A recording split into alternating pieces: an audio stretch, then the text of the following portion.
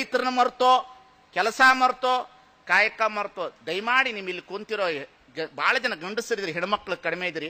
ನಿಮ್ಮ ಹೆಣ್ಮಕ್ಳಿಗೆ ದೇವ್ರು ಖರ್ಚು ಮಾಡೋ ರೊಕ್ಕನ ಪ್ರತಿದಿನ ಪಿಗ್ಮಿ ಹಾಕಕ್ಕೆ ಹೇಳ್ರಿ. ವರ್ಷಕ್ಕೆ 4 ಬಿಲ್ವಾರ ಮಾಡಿಸ್ಕೊಳ್ಬೋದು. ಎಷ್ಟು ಮಾಡಿಸ್ಕೋಬೋದು? ಬಂಗಾರ ಮಾಡಿಸ್ಕೋಬೋದ್ರಿ. ದೇವ್ರು ಕೊಡೋ ರೊಕ್ಕನ ಅವ ಏನು ಕೇಳತ್ತಾನವ? ಬಾಳೆಹಣ್ಣು ಕೊಟ್ಟಿರೋದು ನಿನಗೆ ತಿನ್ನಾಕ, ಅದನ್ನ ಬಿಡ್ತಾರ, ಬೆಳಿಗ್ಗೆ ಬಾಳೆಹಣ್ಣು ತಗೊಂಡು ಹೋಗ್ತಾರ. ಗಣಪತಿಗೆ ಬೆಣ್ಣೆ ಸೇವೆ ಮಾಡಿದ್ರೆ ದೇವರು ಸಾಕ್ಷಾತ್ ಒಲಿಯುತ್ತಾನೆ ಅಂತ ತಾಮ್ರಪಾಣಿ ಹೇಳ್ತಾನೆ 12 ಗಂಟೆಗೆ ಜಿ ಟಿವ್ಯಾಗ.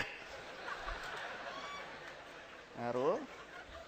ತಾಮ್ರಪಾಣಿ ಅಂತೇಳ 12 ಗಂಟೆಗೆ ಹೇಳ್ತಾನೆ.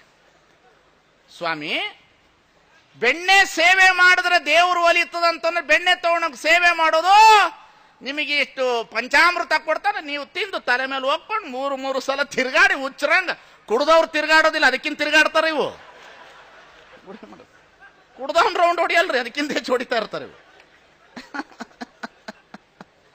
3 ರೌಂಡ್ 4 ರೌಂಡ್ ಹೊಡೆದು ಅವ್ನು ಕೊಡೋ ತೀರ್ಥ ತಗೊಂಡು ಬೆಣ್ಣೆ ಕೊಟ್ಟು ಬರ್ತಾರೆ. ಬೆಣ್ಣೆ ಕಾಯಿಸಿ ಮಕ್ಕಳಿಗೆ ಹೋಳಿಗೆ ಮೇಲೆ ಹಾಕಿ ಅವು ಚೆನ್ನಾಗಿ ಬದುಕ್ತಾರ.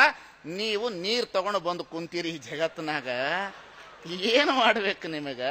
ಬೆಣ್ಣೆ ತಿನ್ರಿ ಅಂದ್ರೆ ಬೆಣ್ಣೆ ತಗೊಂಡೋಗಿ ಕೊಡ್ತೀರಿ, ಬಾಳೆಹಣ್ಣು ತಿನ್ರಿ ಅಂತ ಕೊಟ್ರೆ ಬಾಳೆಹಣ್ಣು ಕೊಡ್ತೀರಿ.